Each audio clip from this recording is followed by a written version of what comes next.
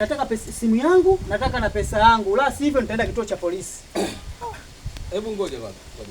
Unasikia? Ndugu yetu. Kwanza sisi tunakushukuru kama familia kwa kuja wewe hapa nyumbani. Sahihi kabisa. Kwa sababu umekuja kama kindugu, kama kirafiki.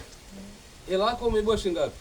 Kanibia shilingi 3000 na kanibia simu yangu yenye thamani 15000. Basi mimi nikuombe tu mimi, maana huyu mimi ni mtoto wa kakaangu huyu.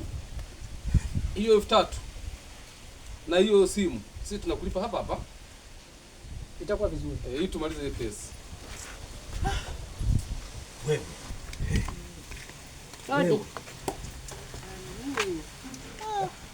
Karibu. Asante. Karibu sana. Mbona uko yeye leo? Nimechanganyikiwa. Shikamoo. Marhaba. Kuna shida gani? Nimekuja kwa niaba ya huyu kaka. Haifanyaje tena?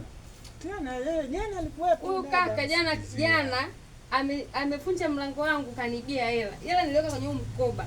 Amechukua milioni 1,500,000 ya watu wa vikoba. Matokeo jana. Na sio hivyo tu. Alianza kunibia muda mrefu. Mwaka jana kalinibia simu huyu. Nikanyamaza. Hii mara ya pili kanikazoea. Sasa nimekuja jamani, mimi hizo hela sio za kwangu, nataka nilipe tu hela zangu. Basi dada. Tutamaliza sisi hapa wewe. Wanasingizia. Wewe unasumbua wewe. Hivi unataka familia tupeleke wapi sisi? Wanakusingizia wakati hiyo ndio tabia yako kabisa. Wanakusingizia nini wewe? Unazalisha familia yetu. Kaka yetu atatembelea wapi? Yaani muda wote makesi. Tunamaliza kesi sasa hivi unaita kesi nyingine. Mimi nataka nimalize na mwanao huyu. Sisi tushachoka. Maana sisi sasa tumechoka. Sasa nisikilize. Tena unisikilize kwa makini sana.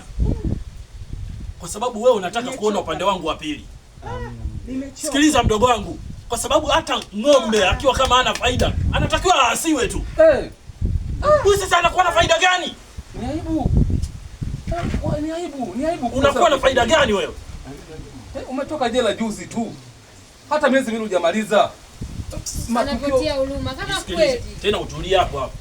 Wewe nafikiri unataka uone sura yangu ya pili. Tulia. Peleke mwanangu. Peleke, nimechoka. Peleka mwenyewe. Tumechoka, peleke. Unanionea bwana. Peleke. Kila siku matukio. Tumechoka.